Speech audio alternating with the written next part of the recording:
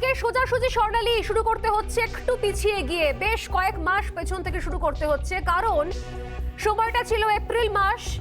রাজ্যে সেই সময় বিধানসভা নির্বাচন চলছিল আর দিনটা ছিল 10ই এপ্রিল। চলছিল চতুর্থ দফার ভোট গ্রহণ। আচমকাই উত্তেজনা ছড়ায় কোচবিহারের শীতলকুচিতে। আমরা জানি, আমরা যারা বাংলার মানুষজন, এমনকি দেশের বিভিন্ন প্রান্তের মানুষজন জানেন যে এই বিধানসভা নির্বাচনে সব থেকে রক্তাক্ত চ্যাপ্টার ছিল এই 10ই এপ্রিলের চতুর্থ দফার ভোট গ্রহণের দিনটা।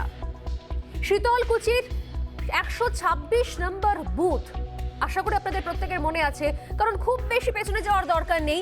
চতুর্থ দফা নির্বাচন চলছে, তারিখ 10ই এপ্রিল, আর ঘটনাস্থল কোচবিহারের শীতলকুচি। সেখানকার 126 নম্বর বুথের ঘটনা বলছি আমি, যে ছবি ইতিমধ্যেই চলছে। আমি যখন কথা বলছি সেই সময় নিমেষের মধ্যে সেখানে শোরগোল পড়ে যায় এলাকায়। কি বলা হয়? বলা হয় যে কেন্দ্রীয় বাহিনীর গুলিতে নিহত হয়েছেন 4 জন, কিন্তু আসল ছবিটা কি সেটা স্পষ্ট কোনোভাবেই হচ্ছিল না। কারণ বেশ কিছু বিক্ষিপ্ত ভিজুয়াল আমাদের হাতে এসে পৌঁছেছিল, সংবাদ মাধ্যমের হাতে। বেশ কিছু ভিজুয়াল ভাইরাল হয়েছিল সোশ্যাল মিডিয়ায়।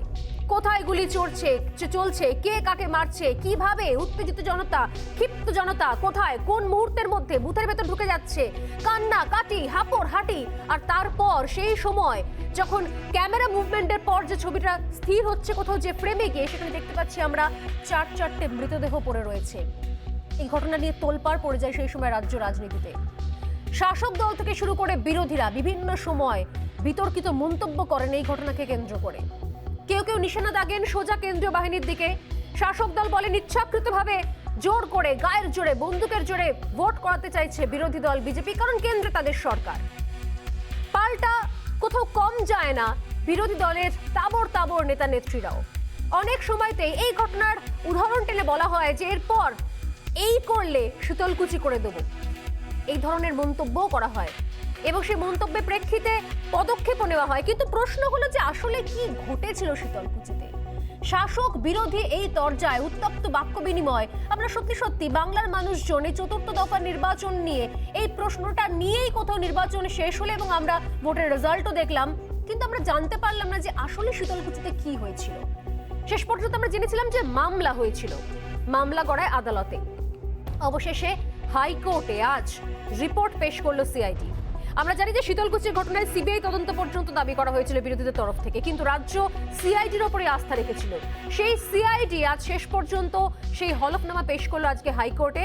একটা বেশ মোটা রিপোর্ট, যে রিপোর্ট এই মুহূর্তে এসে পৌঁছেছে রিপাবলিক বাংলার হাতে। এক্সক্লুসিভ যে রিপোর্ট নিয়ে আমি এই মুহূর্তে বসে আছি স্টুডিওয়ে। হাইকোর্টে পেশ করা সিআইডির রিপোর্ট, এই রিপোর্টে কি আছে?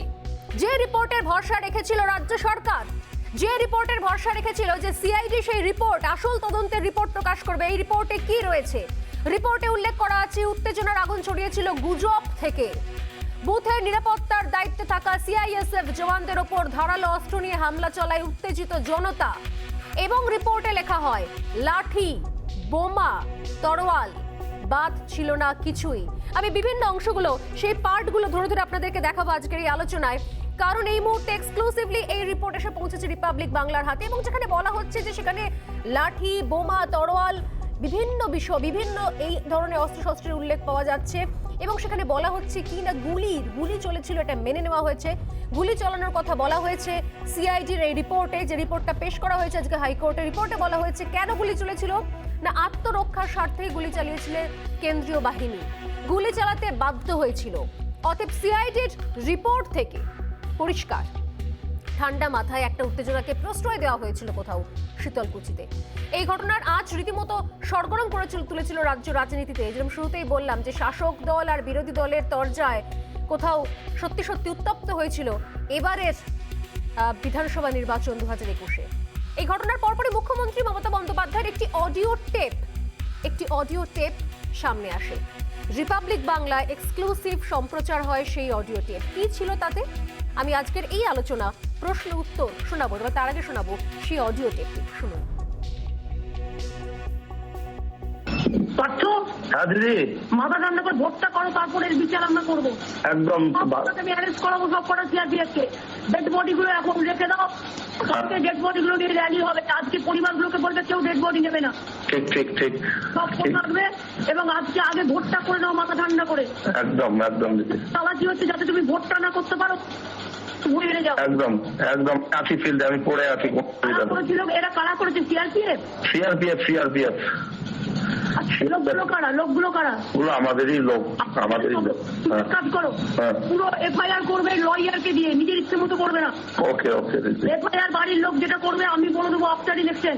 ঠিক ঠিক এখনই পুরো স্টেটমেন্ট নিতে গেলে করবে না, ভালো করে এফআইআর করতে হবে, লয়ারের সাথে কনসাল্ট করে, যাতে এগুলো ওদের কমান্ডার থেকে শুরু করে এসপি থেকে শুরু করে সব কটা পাচ্ছে। এসপি কেও পাঠাতে হবে, আইসি কেও পাঠাতে হবে। ঠিক ঠিক এখন মাথা ঠান্ডা করে ভোট করে হবে, এজেন্টদের চেঞ্জ দাও। সব বুথে তোরা নিশ্চিন্তে কাজ কর। সব বুথে এজেন্ট আছে, নেই দুটো একবার করে যা গিয়ে বলে দেখো। আমি যাচ্ছি, সব কিছু জায়গায় যাচ্ছি। মানুষ চারিদিক দিয়ে বলি যে চিন্তা করার কোনো কারণে ভোটটা না দিতে পারেন যাতে, তার জন্য এরা এরকম করবে। ওরা এনপিআর করবে, ওরা ডিটেনশন ক্যাম্প করবে, তাই একদম একদম একদম কোনো চিন্তা নেই। ঠিক আছে, আমি দেখে নিচ্ছি। আইনি পদক্ষেপের কথা বলা হয়েছিল সেই সময়। মমতা বন্দ্যোপাধ্যায়ের এই অডিও টেপ যে মুহূর্ত থেকে প্রকাশ পায়, রীতিমতো ভাইরাল হয়ে যায় অডিও টেপ। আরো চাঞ্চল্য বাড়ায় রাজ্য রাজনীতিতে। অভিযোগ ওঠে যে এই অশান্তিতে প্ররোচনা দেওয়ার অভিযোগ ওঠে। 7 মাস পর, দীর্ঘ 7 মাস কেটে গিয়েছে, সেই তত্ত্বেই শেষ পর্যন্ত শিলমোহর দিল কে? সিআইডি। একটা গুজব আর তার থেকে দানা পাকানো অশান্তি, রীতিমতো পরিকল্পনা মাফিক। ঝরে গেল 4টি প্রাণ। কে নেবে এর দায় জানি না, কিন্তু সেই প্রশ্নই তুলবো আজকে আমরা। তবে তার আগে নজর রাখবো আজকের পোল কোয়েশ্চেনে, তারপর অবশ্যই নজর রাখবো প্রত্যেক রাজনৈতিক দল এই মুহূর্তে এক্সক্লুসিভ রিপোর্ট পাওয়ার পর কি তাদের প্রতিক্রিয়া শুনবো। তবে চোখ রাখছি শুরুতেই পোল কোয়েশ্চেনে। আজকে প্রথম প্রশ্ন, শীতলকুচিতে গুজব ছড়ালো কারা?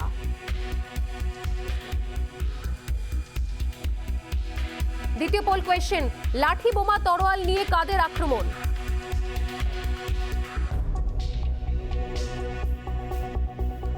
যে 4টি প্রাণ ঝরে গেল শীতলকুচিতে, সেই 4টি প্রাণের দায় এখন কে নেবে? এই 4টে পোল কোয়েশ্চেন নিয়ে শুরু করছি আমাদের আজকে 4টে প্রশ্ন নিয়ে। বলা ভালো শুধু 4টে প্রশ্ন, আজকের জন্য কোনো পোল প্রশ্ন নয়। আজকে সত্যি 4টে প্রশ্ন, যে প্রশ্নগুলো এই মুহূর্তে খুব প্রাসঙ্গিক, সেই প্রশ্ন দিয়ে শুরু করছি আজকের আলোচনা। সত্যি সত্যি এই জায়গায় দাঁড়িয়ে এত বড় ঘটনা যে রাজ্য রাজনীতিতে সত্যি সত্যি একটা কালো দাগ ফেলে দিয়েছিল, সেই জায়গা থেকে দাঁড়িয়ে অনেকগুলো প্রশ্ন উঠে আসছে। এবং একই সঙ্গে যে রিপোর্ট আমাদের হাতে চলে আসছে, সেই রিপোর্টের নিরিখে আরো অনেকগুলো ধোঁয়াশার জায়গা, যেগুলো নিজেই সিআইডি হয়তো স্পষ্ট করে দিয়েছে। আমি চোখ রাখবো আজকে এই আলোচনায়। এই আলোচনা আমাদের সঙ্গে যারা থাকছেন বিজেপি মুখপাত্র সজল ঘোষ, থাকছেন রাজনৈতিক বিশ্লেষক ভাস্কর সিনহা রয়, থাকছেন প্রাক্তন পুলিশ কর্তা সত্যজিৎ ব্যানার্জি। এছাড়াও আমরা যোগাযোগ করার চেষ্টা করছি তৃণমূল কংগ্রেসের রাজ্য সভাপতি, আমাদের সঙ্গে থাকবেন রবীন্দ্রনাথ ঘোষ কোচবিহার থেকে। আমি তার সঙ্গে যোগাযোগ করার চেষ্টা করবো। এই মুহূর্তে স্টুডিওতে যারা আছেন আমাদের সঙ্গে, আমি তাদের কাছে আসি। প্রথমে সত্যজিৎবাবু, আপনাকে দিয়ে শুরু করি। এই রিপোর্ট ইতিমধ্যে আপনি এর আগে যখন আমরা এটা প্রথম ব্রেক করলাম রিপাবলিক বাংলায়, সেই সময় তো আপনি আমাদের সঙ্গে ছিলেন। সিআইডির রিপোর্ট, এই রিপোর্টে কোন কোন বিষয়গুলো এতদিন পর্যন্ত যেটা বলা হচ্ছিল, সেই জায়গাতে কোন কোন জায়গা স্পষ্ট হচ্ছে আপনার কাছে? আমি আপনার ভার্সনটা শুনি আগে। হ্যাঁ সত্যজিৎবাবু। প্রথম কথা হচ্ছে যে এই যে আমাদের কোন কোন পর্যায়ে পুলিশ অফিসাররা কিংবা আধা সামরিক বাহিনী তারা গুলি চালাতে পারে, এইটা একটু সবার জানা দরকার আছে। রাইট অফ প্রাইভেট ডিফেন্স বলে একটা ভাষা আছে, যে সেই রাইট অফ প্রাইভেট ডিফেন্সটা বড় ভাষা। আমরা যারা এখানে আলোচনা বসরে বসেছি তারা কিন্তু এগুলো আমরা কোনোদিন ফেস করিনি, মানে যারা এখানে রয়েছেন, কিন্তু আমরা এগুলো অনবরত ফেস করেছি। কীভাবে গুলি চালাতে হচ্ছে, কখন কী অবস্থায় রয়েছে, সেগুলো আমাদের প্রচুর ফেস করতে হয়েছে। ঘটনা হচ্ছে এমন একটা পরিস্থিতির সৃষ্টি হয়েছিল সেই দিন, যেই পরিস্থিতিতে তারা সিআইএসএফ কিংবা আধা সামরিক বাহিনীর উপরে প্রচণ্ড পরিমাণে হামলা চালানো হয়েছিল। এই হামলাটা নানাভাবে, এবং তাদের হাতে অনেক অস্ত্র ছিল, ব্লান্ট হেডেড অস্ত্র ছিল, ধারালো অস্ত্র ছিল, এবং সবচেয়ে বড় কথা বোম ছিল। এবং যে ইনজুরিগুলো পাওয়া গিয়েছে, যার তথ্য, বোম ইনজুরি ছিল। সোনালি 2 মিনিটে বলে দিচ্ছি। এই যে দেখুন প্রত্যেকটা ইনজুরি না আমরা মুখে বললে চলবে না, পোস্টমর্টমে পাবো। এই দেখুন আপনাদের এই রিপোর্টের মধ্যে এই যে বোম স্প্লিন্টার্স ইনজুরি, একটা জিনিস তো ভাবতে হবে, পুলিশ অফিসাররা তো বোম পকেটে নিয়ে ঘুরে বেড়ায় না। তো এই বোম স্প্লিন্টার্স ইনজুরি কখন হয়? যখন দূর থেকে কেউ বোমটা মারলো এবং সেই স্প্লিন্টার্স ইঞ্জুরি তার গায়ে লাগলো, সেই তখন স্প্লিন্টার্স ইঞ্জুরিটা তখন পোস্টমর্টমে পাওয়া যাবে।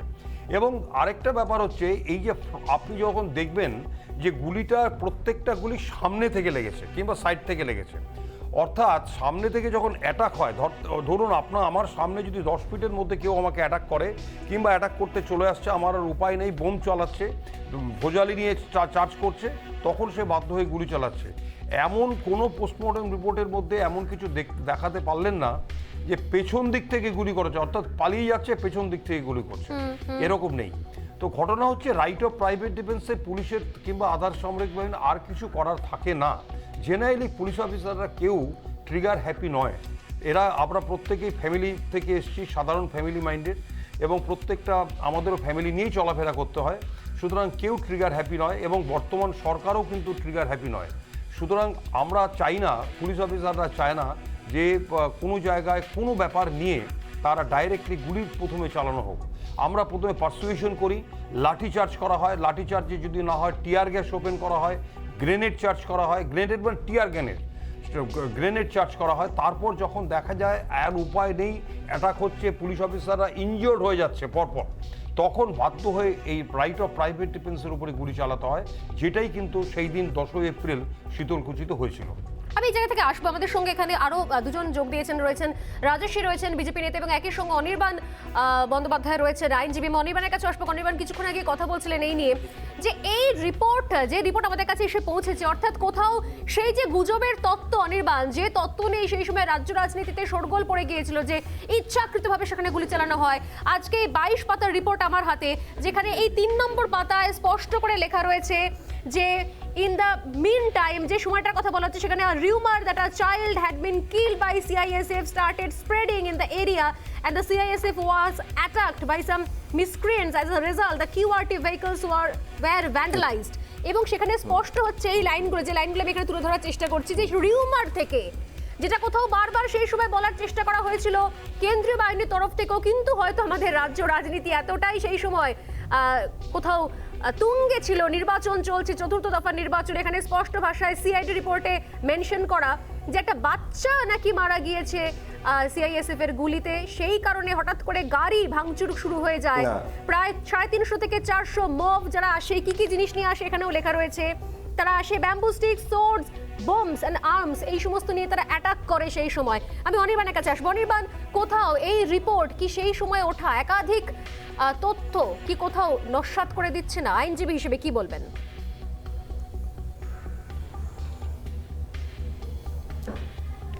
না, এইখানে যে 3 নম্বর পয়েন্টের কথা আপনি বলছেন, যেখানে এই বক্তব্যগুলো লেখা, প্রথমেই লেখা যে that on the basis of written complaint of Shri Sunil Kumar, inspector of CISF, অর্থাৎ যে বক্তব্যের কথা 3 নম্বর পয়েন্টে উল্লেখ করা হয়েছে এবং যেটার কথা আপনি বলছেন, এটা সিআইএসএফ এর যিনি ইন্সপেক্টর সুনীল কুমার, উনি অভিযোগপত্রে লিখেছেন।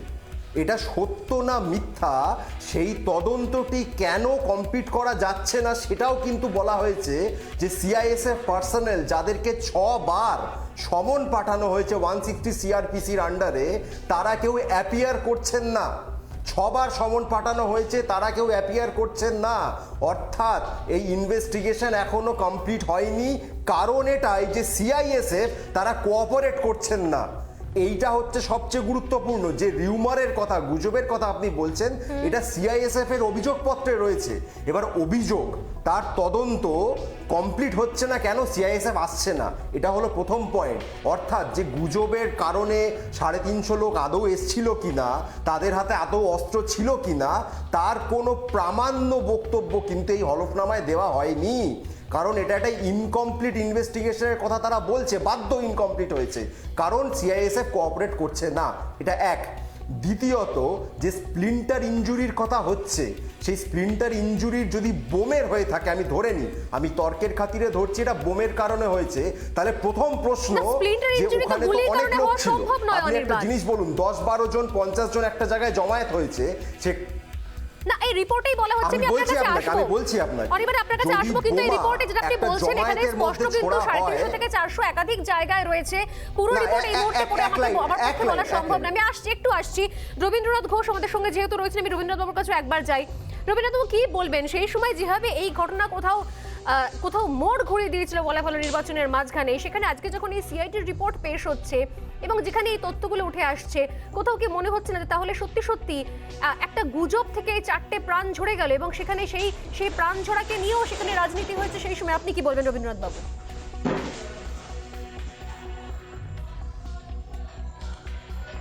না, এই যে সেদিন 10ই এপ্রিল শীতলকুচির 126 নম্বর বুথে সিআইএসএফ যে গুলি চালিয়েছিল, এটা পূর্ব পরিকল্পিতই ছিল। কারণ এই বুথটা সংখ্যালঘু অধ্যুষিত বুথ, মানে 95% ভোটার ছিল সংখ্যালঘু। আপনাদের যে ফুটেজ আপনারা দেখাচ্ছেন বা আগেও দেখিয়েছেন, সেখানে কোথাও দেখা যায়নি যে ভোটারদের হাতে অস্ত্রশস্ত্র ছিল বা ভোটারদের হাতে বন্দুক বা বোমা ছিল বা বোমা ফাটানোর ধোঁয়া বা বোমা ফাটানোর শব্দ রয়েছে। তো সেই ক্ষেত্রে সংখ্যালঘু এই এলাকায় এই ঘটনার একটা লক্ষ্য হচ্ছে দেখা যায়নি, এটা ঠিক নয় রবীন্দ্রনাথ বাবু, দেখা যায়নি। কারণ তারপর থেকে যে কটা ভিডিও প্রকাশ্যে এসেছে, সেই ভিডিওতে হাতে বাঁশের লাঠি, খোলা তরোয়াল নিয়ে ওখানে ক্রাউডকে ঘুরতে দেখা গেছে। আমার কথা শুনতে দিন, এখনো সেই ভিজুয়াল আমাদের সামনে রয়েছে। হ্যাঁ প্লিজ বলুন। আমার কাছে জানতে চাইছেন, আমার কথা শুনতে দিন, বলতে দিন, আমার কথা বলতে দিন। আমার অনেক কথা আছে আপনার এই প্রেক্ষিতে, আমার কথাটা শুনুন, সবাই শুনবে। এবং এই যে আপনার রিপোর্টের কথা বলছেন, এই রিপোর্টের কপি আমাদের কাছে কিছু নেই, কেউ জানি না এটা কোন রিপোর্ট, কারা দিয়েছে আমাদের কাছে, কিন্তু তার সত্য সত্তা কিছু নেই। তো আমরা যেটা জেনেছি, দেখেছি, এবং গত 4 তারিখেও আমি ঘটনাস্থলে গিয়েছিলাম এই জন্য যে ওখানে একটা কালী পূজা হয়েছিল। আমি ঘটনাস্থলটা আবার ঘুরে জিজ্ঞাসাবাদ করেছি। শান্তিপূর্ণ ভোট হচ্ছিল, সিআইএসএফ এর লোক ছিল সেখানে পাহারারত, অল্প ভোটাররাই সেখানে ভোট দিতে এসেছিল প্রথম পর্যায়ে। 10:30 দিকে কি এমন ঘটনা ঘটলো যে তাকে গুলি চালাতে হলো সিআইএসএফ কে হঠাৎ করে এসে? কি কারণে এটা করা হলো? এটা একটাই কারণ যে ভোটের সমীকরণের লক্ষ্যেই এটা করা হয়েছে। তার মূল যেটা প্রমাণপত্র, সেটা হচ্ছে এটা ঘটনা ঘটার পরে সায়ন্তন বসু, দিলীপ ঘোষ তারা খবরের কাগজে, টিভিতে, আপনাদের চ্যানেলে বিবৃতিতে বলেছে যে আগামী দিনে সারা রাজ্যে এই একটা করে শীতলকুচি করা হবে। অর্থাৎ হিন্দু ভোটটাকে একদিকে করে সেই ভোটটা পাওয়ার ক্ষেত্রে আপনি শুরুতেই বললেন যে আপনার কাছে রিপোর্টটা নেই, আপনি শুরুতেই কনফেস করলেন যে আপনার হাতে রিপোর্টটা এসে পৌঁছয়নি এবং সেই কারণে হয়তো আপনি রিপোর্টে যা জমা দিয়েছে সিআইডি সেটা হয়তো আপনার জানা নেই। আর একটা কথা বলছি, আপনি আমার কথা শুনুন। আরে আমার একটা কথা শুনবেন তো, আমার একটা কথা শুনুন। আর যারা মারা গেছে গুলিতে সিআইএসএফ এর, তাদের নামে কোনো থানায় এফআইআর নাই যে তারা এন্টি সোশ্যাল, যে তারা বন্দুকবাজ, তারা সমাজ বিরোধী, শ্রমিক রয়েছে, কৃষক রয়েছে। সুতরাং সেই ক্ষেত্রে আরে আমার হারাট আপনার কথার মধ্যে, এই প্রশ্নের মধ্যে তফাৎ আছে। আরে আপনার কথা কেউ শোনে না, সেটাই বললাম। সেই প্রশ্নের উত্তর দিন। আপনি ঠিকই বলেছেন, প্রথমেই বলেছেন না এটা প্রি প্ল্যান। আমি বলছি এটা প্রি প্ল্যান, এটা প্রি প্ল্যান। সংখ্যালঘু অধ্যুষিত অঞ্চল পশ্চিমবঙ্গের বুকে শুধু শীতলকুচি ছিল না, সংখ্যালঘু অধ্যুষিত অঞ্চল। রবীন্দ্রনাথ বাবু, এই রাজনীতি বন্ধ করুন, এই রাজনীতি বন্ধ করুন। সংখ্যালঘু অধ্যুষিত অঞ্চল পশ্চিমবঙ্গে শুধু শীতলকুচি ছিল না। আর নিশ্চয়ই বিজেপির নেতারা বলেছিল এরকম ধরনের ঘটনা ঘটলে সিআইএসএফ আবার শীতলকুচি করবে, বলেছিল। বোমা মারছেন সিআইএসএফ এর ওপর, বোমা মারছেন ভোটারদের ওপর। একটা গুজবকে কেন্দ্র করে এইভাবে হিংসাত্মক হয়ে উঠছে জনতা আপনাদের উস্কানিতে। যে 4টে মানুষের প্রাণ গেছে, এটা আপনাদের উস্কানিতে। হ্যাঁ, এটা পূর্ব পরিকল্পিত ছিল। আবারও বলছি, এটা পূর্ব পরিকল্পিত ছিল। এটা পুনরায় পরিকল্পনা করিয়ে গ্রামের 4টে নিরীহ মানুষকে উত্তেজিত করিয়ে গুলি খাইয়েছেন। এর দায় আজ না হলে কাল আপনাদের দিতে হবে, বিচার আপনাদের। বলতে চাইছিলেন সজলদা যে এই যে স্ক্রিনটা রাখা, যেটা তো গুলি থেকে হতে পারে না, এই রিপোর্ট থেকেই তো স্পষ্ট হচ্ছে কোথাও যে সেখানে কি পরিস্থিতি তৈরি হয়েছিল। যে ভিজুয়ালগুলো এতদিন পর্যন্ত সামনে এসছে, যা কোথাও হয়তো নস্যাৎ করে দেওয়া হয়েছিল শাসক দলের তরফ থেকে, যে সেখানে কোনো লাঠি, আজকে সেই তার কথাই কিন্তু রিপোর্টেও আসছে কোথাও, যেভাবে রীতিমতো দেখুন খোলা তরোয়াল থেকে শুরু করে রিপোর্টে বলা হচ্ছে যেখানে আর্মস থেকে শুরু করে সেখানে বাঁশের লাঠি থেকে শুরু করে কিছু বাদ ছিল না হঠাৎ করে, এবং সেটা নির্দিষ্ট কোনো নাম ধরেও নয়, একটা মব, উত্তেজিত জনতা, প্রায় 400 জনের ওপর মানুষ যদি একটা বুথে আসে এবং আক্রমণ করে, এবং পাল্টা যেটা বলা হচ্ছে যে সেক্ষেত্রে আত্মরক্ষার্থে। আমি আসবো রাজস্বীর কাছে একবার। রাজস্বী কিছু বলতে চাইছেন, রাজস্বী প্লিজ। স্বর্ণালী, প্রথম থেকে আমরা যেটা বলে এসেছি আজকের রিপোর্টে সেটা পরিষ্কারভাবে প্রমাণ হচ্ছে। তবে আপনি আপনার চ্যানেলে আজকে যে অডিওটা দেখিয়েছেন, যে অডিও ভাইরাল হয়েছে, এই অডিওর ফরেনসিক টেস্ট এবং ভয়েস টেস্টিং হওয়া উচিত, যেটা মুখ্যমন্ত্রী মমতা বন্দ্যোপাধ্যায় এবং জেলা সভাপতির গলা কিনা তাতে পরিষ্কার জিনিসটা প্রমাণ হয়ে যাবে। আজকে মুখ্যমন্ত্রী বলছেন যে আইসি কে আর এসপি কে কাকে ফাঁসাতে হবে, এই মুখ্যমন্ত্রী তো অবিলম্বে এই জায়গাতে ধরা উচিত। আজকে মুখ্যমন্ত্রী কি শব্দ বলছেন, কি কথা বলছেন, আজকে উনারা নিজেরা বলছেন যে ওটা আমাদের লোক ছিল, মানেটা কি? তাহলে তো সম্পূর্ণ তৃণমূল কংগ্রেসের প্ল্যান করা মেশিনারি ইউজ করেছে। যেভাবে ইন্দিরা গান্ধী মেশিনারি ইউজ করেছিলেন উনার নির্বাচনে, সেভাবে মমতা বন্দ্যোপাধ্যায় সরকারি মেশিনারি ইউজ করেছেন এবং তাকে অপব্যবহার করেছেন। এই সরকারকে বরখাস্ত করা উচিত। আমি আসছি, কিছু বলতে চাইছিলেন না, আমি দেখুন একটা কথা বলি, যাদেরকে গুলি মারা হয়েছে তাদের হাতে কি কোনো আগ্নেয়াস্ত্র ছিল, এই প্রশ্নটা আসছে। এবং যারা গুলি করেছে তাদের কোনো রিপোর্টে কিন্তু তাদের কোনো কথা নেই। বারবার 6 বার তাদেরকে সমন পাঠানো হয়েছে, 160 তারা আসেনি। তাহলে আপনি বলুন, যাদের গুলিতে মারা গেছেন তাদের কোনো তদন্ত এখনো হয়নি, এটা কোনো ফাইনাল রিপোর্ট নয়। এই রিপোর্টে আপনাকে এটা মেনশন করতে হবে কোন পরিস্থিতিতে সিআইএসএফ গুলি চালিয়েছিল।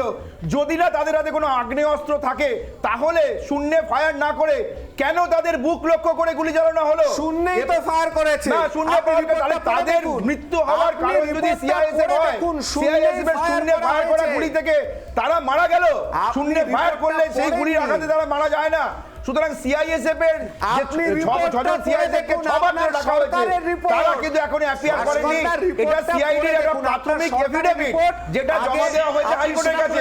This is not final. আমি একটা ছোট্ট জিনিস বলবো, যে ব্ল্যাঙ্ক ফায়ার করা হয়েছিল, ব্ল্যাঙ্ক ফায়ার যদি আপনাদের পুরনো ক্লিপিং থাকে আপনারা দেখান, তাহলে দেখা যাবে ব্ল্যাঙ্ক ফায়ার গুলি করতে হবে কেন? এক মিনিট দাদা, বলুন না।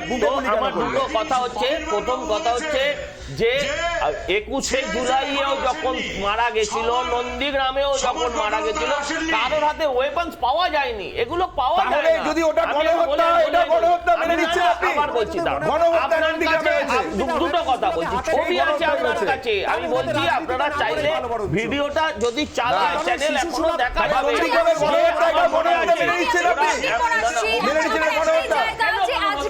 আজকে এই যে আবার আপনারা বলে দিলেন গণহত্যা এত সহজে, যেখানে সিআইডি যেখানে সিআইডি রিপোর্ট বলা হচ্ছে, এখানে গুজব থেকে ঘটনা ঘটলো এই জায়গা নিতে, সেখানে আপনারা এত সহজে কি করে গণহত্যার মতো শব্দ প্রয়োগ করে ফেলেন বলুন তো? যাদের হাতে ছিল না, নন্দীগ্রামেও তাদের হাতে নাকি বন্দুক ছিল না, কিন্তু 4 জন মানুষের প্রাণ চলে যাওয়ার দায়টা কার? কারা তাদের অ্যাসেম্বল করেছিল? রবীন্দ্রনাথ ঘোষ, মমতা বন্দ্যোপাধ্যায়, এবং সেই শীতলকুচিতে যারা উস্কে দেয় মানুষকে দিয়ে আগে চালিয়ে যায়। আমি একটা কথা বলি, আমি আসছি রবীন্দ্রনাথ বাবু, একটা বিরতির পর ফিরে আসছি, আমি রবীন্দ্রনাথ বাবুর কাছে ফিরে আসছি, সঙ্গে থাকুন।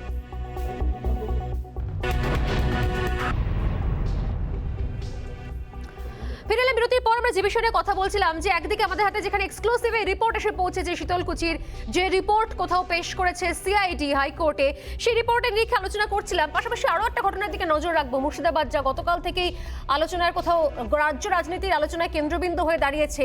কারণ তৃণমূল কংগ্রেসের গোষ্ঠীকন্দল, সেই পুরনো একটা রোগ, সেই নিয়ে আবারও নতুন করে কোথাও প্রাসঙ্গিক হয়েছে গতকাল মন্ত্রী গাড়ি ভাঙচুর করার ঘটনা। সেদিকে আমি আসবো, তবে তার আগে যে রিপোর্ট নিয়ে আমরা আলোচনা করছিলাম, আমাদের সঙ্গে যেহেতু রয়েছেন সত্যজিৎ ব্যানার্জি, আমি তার কাছে আসি। সত্যজিৎ, রিপোর্ট নিয়ে আলোচনা করার সময় আপনি বলছিলেন যে এই রিপোর্টের ক্ষেত্রে যে বিষয়টা বারবার করে কোথাও এখন রিপোর্ট সামনে চলে আসার পর শাসক দলের তরফ থেকে একটা পাল্টা যুক্তিও দেওয়া হচ্ছে যে এদেরকে যেহেতু বহুবার ডেকে অ্যাপিয়ার করেননি, তাই বাধ্য হয়ে এই রিপোর্টের বেশ কিছু অংশকে শেষ করা যায়নি, অনেক জায়গা রয়েছে সেগুলো কমপ্লিট নয় এখনো। বিষয়টা কি এতটাই সহজ? আপনি কি বলবেন এই রিপোর্টের এই পার্টের বিশ্লেষণটা আমি আপনার থেকে শুনতে চাই। ছোট্ট করে বলছি, এটা আইনগত ব্যাখ্যা বলে দিচ্ছি। দেখুন, 160 সিআরপিসিতে স্পেসিফিক করা আছে, যদি কোনো পুলিশ অফিসার কোনো কেসের ব্যাপারে ইনভেস্টিগেশনে ডাকে তাকে যেতে হবে। এখানে দুটো ব্যাপার বলা হয়েছে, কোনো মহিলা কিংবা 15 বছরের নিচেও যদি কাউকে ডাকা যাবে না পুলিশ স্টেশনে কিংবা কোনো জায়গায়। যখন দেখা গেল আধা সামরিক বাহিনী যারা রয়েছেন তারা যেই ফেসিলিটিটা পাবেন, যেটা পারবে সেটা হচ্ছে 129, 131, 132 সিআরপিসি ক্রিমিনাল প্রসিডিওর কোড। ওরা কতগুলো জায়গায় এখানে পুলিশ অফিসার সে আধা সামরিক বাহিনীর এগেনস্টে কেন্দ্রীয় সরকারের পারমিশন ছাড়া কোনো কেস রেকর্ড করা যাবে না এবং কোনো অ্যাকশন নেওয়া যাবে না। যদি দরকার পড়ে যে একটা তাদের এক্সামিনেশন দরকার আছে, এখান থেকে টিম যেই ডিআইজির নেতৃত্বে যে এনকোয়ারিটা হচ্ছে তারা দিল্লিতে গিয়ে তাদেরকে এক্সামিন করে আসতে পারে। কমান্ডিং অফিসারের কাছে গিয়ে বলবো আমরা এই 5 জনকে দরকার কি 6 জনকে দরকার, আমি তাদের স্টেটমেন্ট এক্সামিন করব। তারা ডাইরেক্টলি দিল্লিতে গিয়ে তাদের স্টেটমেন্ট এক্সামিন করে নিয়ে আসতে পারেন, কোনো ছবার চিঠি দেওয়া হয়েছে। কিন্তু 129, 131, 160 তে নোটিশ দিয়েছে। না আমি বলছি সিআরপিসিতে স্পেসিফিক করা আছে যে কেন্দ্রীয় সিভিলিয়ান নয়, ওরা সিভিলিয়ান নয় বলে ওরা বলছি কেন্দ্রীয় সরকারের অর্ডার, কেন্দ্রীয় সরকারের পারমিশন ছাড়া এবং স্যাংশন ছাড়া এদের এগেইনস্টে গুলি চালানো, তার মানে কেন্দ্রীয় সরকার কোঅপারেট করেনি। না, ব্যাপারটা তো মানবেন। ব্যাপারটা হচ্ছে আনলফুল মবকে যদি ডিসপাস করতে হয় তাদের পুলিশকে কতগুলো পাওয়ার দেওয়া হয়েছে। আনলফুল যখন মব হয় তাদেরকে ডিসপাস করার জন্য কোন মুহূর্তে সেই পুলিশ অফিসাররা গুলি চালাতে অর্ডার দিয়েছিল কিংবা সেটাও তো জানতে পারা না, বলছি তারা কেউ জেনারেলি এইগুলো ক্ষেত্রে আইনগতভাবে ব্যাখ্যা হচ্ছে এক্সিকিউটিভ ম্যাজিস্ট্রেট থাকলে সবচেয়ে ভালো হয়, কিন্তু একটা ইলেকশনের ডেটে একজন এক্সিকিউটিভ ম্যাজিস্ট্রেট একটা জায়গায় থাকবে সেটা এটা সম্ভব।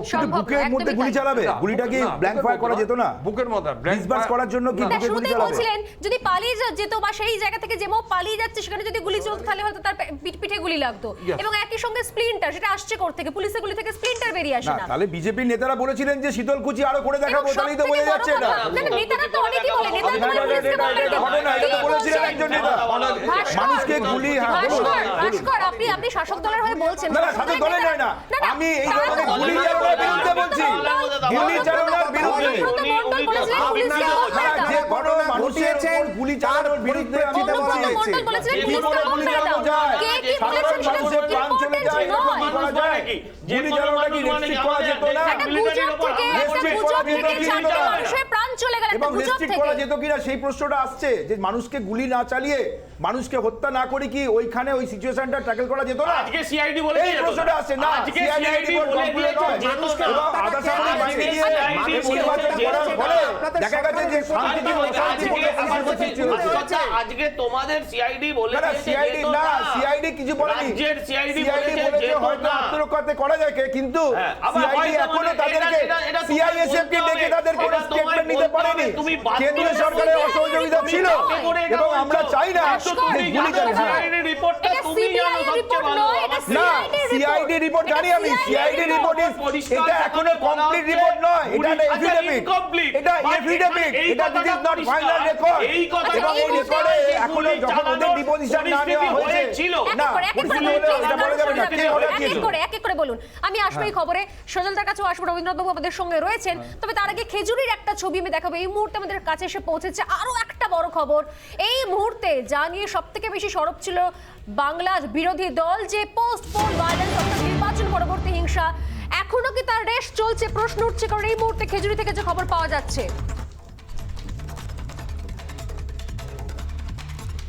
পূর্ব মেদিনীপুরের খেজুরিতে আক্রান্ত বিজেপি।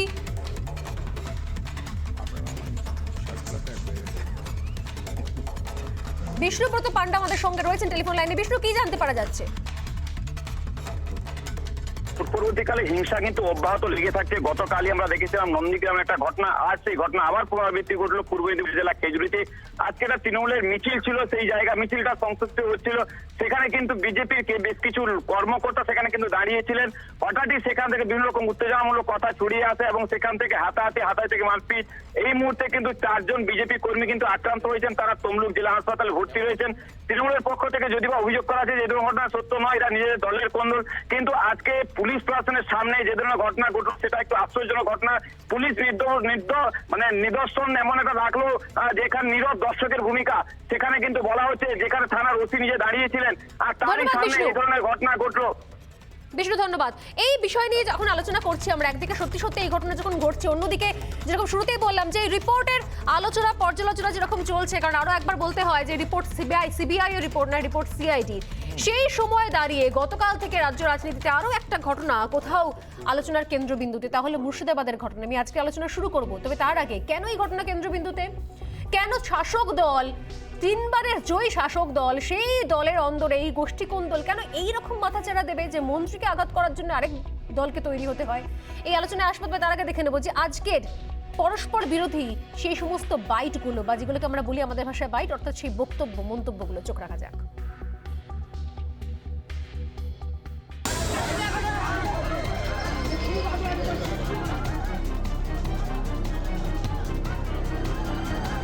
বারবার বলছে মার, ধরে মার, হ্যাঁ এমএলএ কে মার, মন্ত্রীকে মার। মুর্শিদাবাদের গতকালের ঘটনা যে গোষ্ঠী কোন্দলের একটা চরম রূপ, তা দিনের আলোর মতো পরিষ্কার।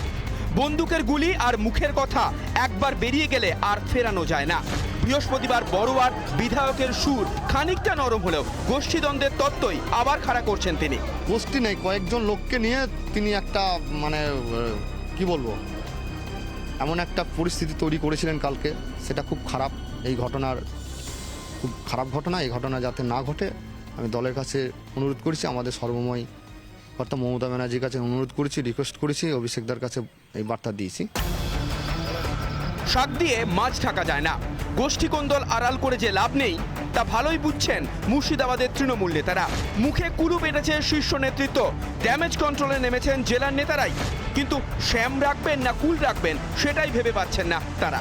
এর মধ্যে কিছু এখানকার নেতৃত্বের মধ্যে যে মতের অনৈক্য, সেটাতে এইরকম একটা আক্রান্ত পরিবারের কে ইস্যু করে এ ধরনের কোনো ঘটনা যেটা ঘটেছে, এটা আমরা দুঃখিত। জীবন স্যার মন্তব্যটাকে যেমন সমর্থনও করছি না, তেমনি তার কি বাস্তব পরিস্থিতিতে সে বলেছে তার ব্যাখ্যা তার সাথে নিশ্চয়ই আমরা চাইব। যিনি কথা বলছেন সেই হুমায়ুন কবিরও কম অস্বস্তিতে ফেলেননি তৃণমূল কংগ্রেসকে।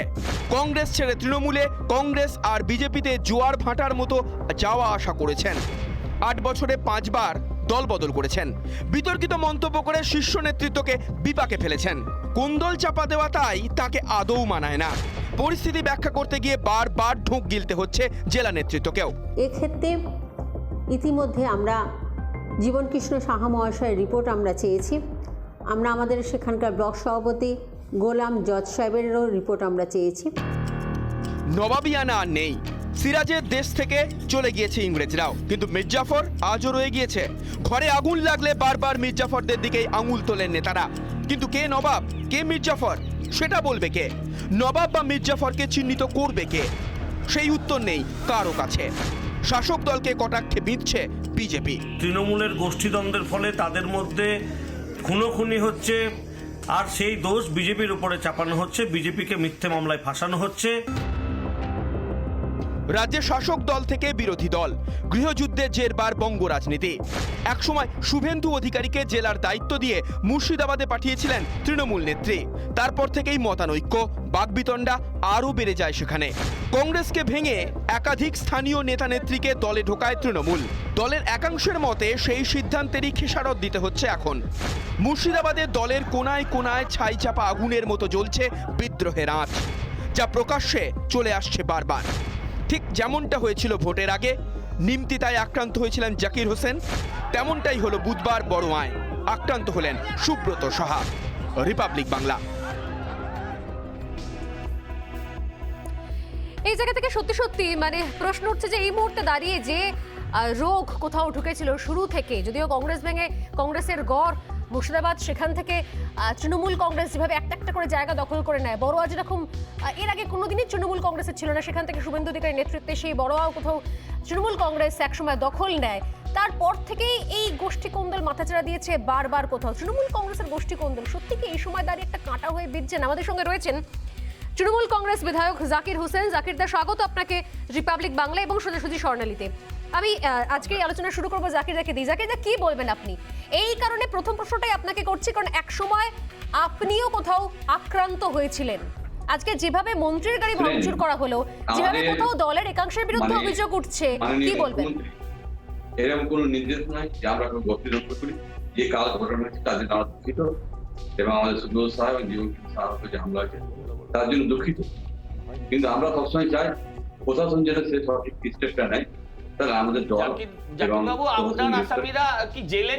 আমরা চাইবো যে আমাদের নেত্রী, আপনারা যেটা বললেন আমার ইচ্ছা দুর্ঘটনা হয়েছিল, জাকিরবাবু আপনি মনের কথা বলছেন, আমাদের নেত্রী ভোটের কারণে কথা বলছেন, আপনার ঘাড়ে দিয়েছিল, এনাই সুস্থভাবে হাঁটতে পারেন গোটা এখন। আমাদের এখনো ইনকোয়ারি করে তাদের দোষীকে সাব্যস্ত ব্যবস্থা করতে পারেননি, সাহায্য দিতে পারেননি। এখন অব্দি কি হচ্ছে আমরা কিছু বুঝতে পারছি না। তাই বলবো আমাদের ভিতরে যারা গেলো আছে, আপনারা যেটা বলছেন সেটা নয়, আমাদের যদি কোনো ত্রুটি, মানে আপনি বলছেন যে আপনাদের দলের মধ্যে কোথাও কোনো গোষ্ঠী কোন্দল নেই? না দেখুন, আমাদের ওরকম গোষ্ঠীদ্বন্দ্ব কিছু নাই। আপনাকে বোমাটা মারলো কে জাকিরবাবু? আপনাকে বোমাটা মারলো কে? আরে মন্ত্রিসভার সম্প্রসারণ হয়ে গেছে, আপনি আর পাবেন না।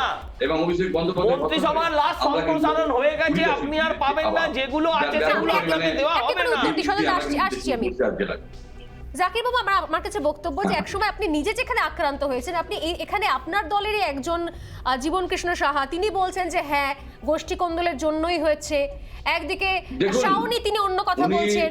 এই দলের বিভিন্ন মন্তব্যগুলো তো উঠে আসছে সংবাদ মাধ্যমে, জনগণের সামনে। কিন্তু আমরা চাইবো সেগুলো যেন মিটে যায়, এবং আমরা না সেটা মিটে যাক মানে আছে সেটা স্বীকার করুন আগে।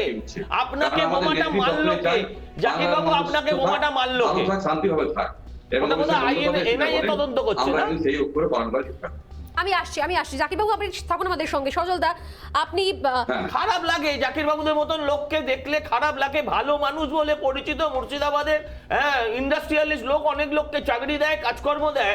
বোমে উড়ে গেল, আসতো লোকটা কোনো রকমের প্রাণ বেঁচেছে। আবার সেটা এমনি তেমনি বোম না, বলে নাকি রিমোট কন্ট্রোল বোম। সেই লোকটা এরম ভাবে শুধু একটা দল করে, সেই দলের হয়ে মানে তোষামদি করবার জন্য এই বয়সে দাঁড়িয়ে সেই একই গরুর রচনা পাঠ করে যাচ্ছে, কোনো কিছুই নেই। আরে ওনার আসামিরাও এখনো জেলে আছে না বেলে আছে সেটা ওনারা বলুন।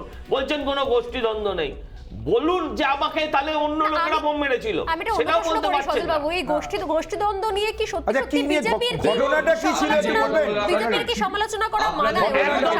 একদম মানায়। গোষ্ঠীদ্বন্দ্ব নিয়ে ঘটনাটা কি হয়েছিল?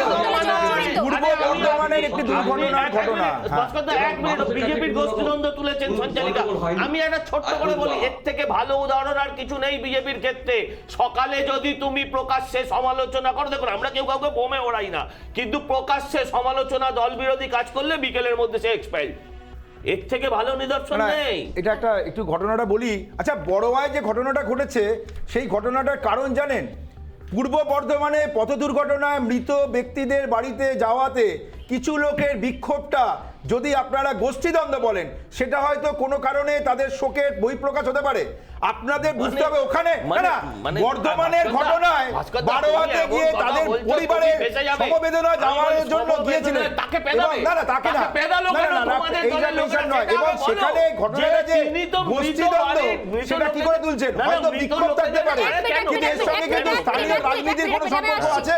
এক মিনিট ভাস্কর, প্রথমত হচ্ছে আপনি বলছেন সমবেদনা জানানোর জন্য গেছে, কে গেছেন? না রাজ্যের মন্ত্রী গেছেন। রাজ্যের মন্ত্রী, তাকে ঘিরে ধরে তার গাড়ি ভাঙচুর হলো, তাকে ঘিরে ধরে বিক্ষোভ দেখানো হলো, তিনি কোনোভাবে প্রাণ বাঁচিয়ে এলেন। এক মিনিট বলছি আমি, তাতে 16 জনকে গ্রেফতার করা হলো, 16 জনই শাসক দল। না দেখুন, শাসক দল বিরোধী দল নয়, কোন ঘটনার প্রেক্ষিতে তার সঙ্গে রাজনীতি সম্পর্ক নেই। পথ দুর্ঘটনায় মৃত ব্যক্তির বাড়িতে যাওয়াতে মানুষের ক্ষোভ হওয়াটা কি রাজনৈতিক কোনো ঘটনা বলে মনে করেন? পথ দুর্ঘটনায় লোকের বাড়ি কেউ গেলে তার বাড়িতে ওখানে কোনো মানুষের বিক্ষোভ থাকতে পারে যে মারা গেল কোনো কারণে, তার সঙ্গে রাজনীতি সম্পর্কটা কি? দুর্ঘটনায় মৃত্যু হলে কাউন্সিলর মারা গেল। আমি আসবো জাকিরদার কাছে এবং একই সঙ্গে সত্যির বাবুর কাছেও, যে সত্যি সত্যি রাজ্যের মন্ত্রী যদি এইভাবে আক্রান্ত হন, যা নিয়ে আমাদের শো করতে হচ্ছে, রাজ্যের মন্ত্রীর গাড়ি ভাঙচুর হচ্ছে, তাহলে সাধারণ মানুষের সত্যি সত্যি সুরক্ষা নিরাপত্তা কোথায়? রাজ্যের আইন শৃঙ্খলা কোথায় গেছে, যেখানে শাসক দলের লোকজনেরা তাদের হাতে মার খেতে হচ্ছে, তাদের হাতে গাড়ি ভাঙচুর হচ্ছে, রাজ্যের শাসক দলেরই, রাজ্যের মন্ত্রীর গাড়ি। তাহলে সাধারণ মানুষের নিরাপত্তার জায়গাটা কোথায়? এটা বিরতির পর ফিরে আসছি, সঙ্গে থাকুন।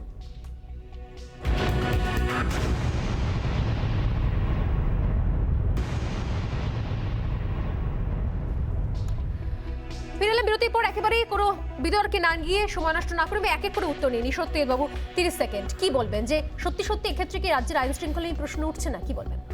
টোটালি একটা কথা বলা দরকার আছে যে article 21 of the constitution of India, সেখানে বলা হচ্ছে যে protection of life and personal liberty, অর্থাৎ প্রত্যেক মানুষের বাঁচার অধিকার আছে। একজন মন্ত্রী যখন একজন ইনজিওর্ডকে দেখতে যাচ্ছে, সে মন্ত্রী হিসেবে যাচ্ছে, এখানে কোনো দলীয় ব্যাপারটা থাকে না। সেখানে বেসিক্যালি এই জিনিসটা আমরা দলের উপরে গিয়ে এটা দেখা দরকার, এটা হচ্ছে 1 নম্বর। 2 নম্বর হচ্ছে যে নাগরিক সুরক্ষা সবারই দরকার, মন্ত্রীরও যেরকম দরকার, আপনার আবার প্রত্যেকের দরকার। এই নাগরিক সুরক্ষা প্রত্যেকটা জিনিস কিন্তু পুলিশকে দেখতে হবে এবং এটা এনশিওর করবে রাজ্য সরকারের পুলিশ। এবং এখানে যেখানে যে ইনসিডেন্টটা দেখানো হয়েছে, এর আগে জাকির হোসেনের ব্যাপারটা যেটা হয়েছিল, সেটা কিন্তু এনআইএ তদন্ত করছে এখনো, এবং এটা ন্যাশনাল ইনভেস্টিগেশন, কারণ সেই ক্রুড বোমটা যে হয়েছিল সেটা প্ল্যাটফর্মের মধ্যে হয়েছিল। ঠিক, আমি চলে তৃণমূল বিধায়ক জাকির হোসেন, আমি একদম শেষ করব ডিবেট। জাকির কি বলবেন? আপনার উপরে যেহেতু বোম মারা হয়েছিল, সেই সময় গোষ্ঠীদ্বন্দ্বের বিষয়টা একদম সামনে চলে এসেছিল। তৃণমূল কংগ্রেসকে এখনো পর্যন্ত গোষ্ঠীদ্বন্দ্বের উপরে উঠতে পারলো না 3 বার ক্ষমতায় আসার পরও। জাকির দা, দেখুন, আমাদের যারা ঝামেলা করেছে বহু দুঃখজনক, তাদেরকে আমি বলবো যারা আমাদের প্রশাসন সংগঠন স্টেপ নিয়েছে তাদেরকে ধরেছে। আমরা আমাদের মাননীয় মুখ্যমন্ত্রী কোনো সময় গোষ্ঠীদ্বন্দ্ব পছন্দ করেন না, আমরা গোষ্ঠীদ্বন্দ্ব করা পছন্দ করি না।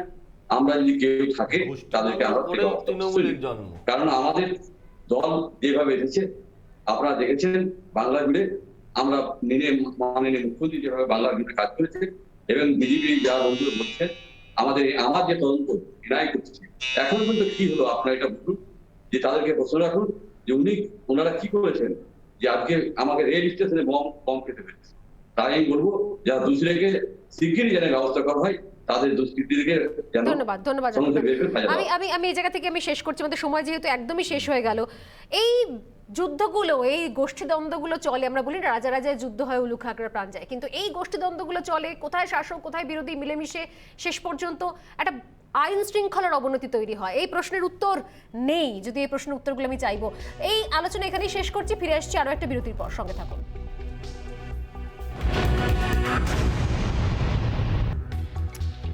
শুধু রাজনীতি নয়, একই সঙ্গে বিতর্কিত ইস্যু এবং সেই সমস্ত ইস্যু যা সাধারণ মানুষের প্রতিদিনের সঙ্গে জড়িয়ে, সেই সমস্ত ইস্যু নিয়ে থাকবো আমি প্রতিদিন ঠিক সন্ধ্যে 6:57। আজ শেষ করছি এখানেই, আবার দেখা হবে আগামীকাল ঠিক সন্ধ্যে 6:57 সোজাসুজি স্বর্ণালী নিয়ে। নমস্কার।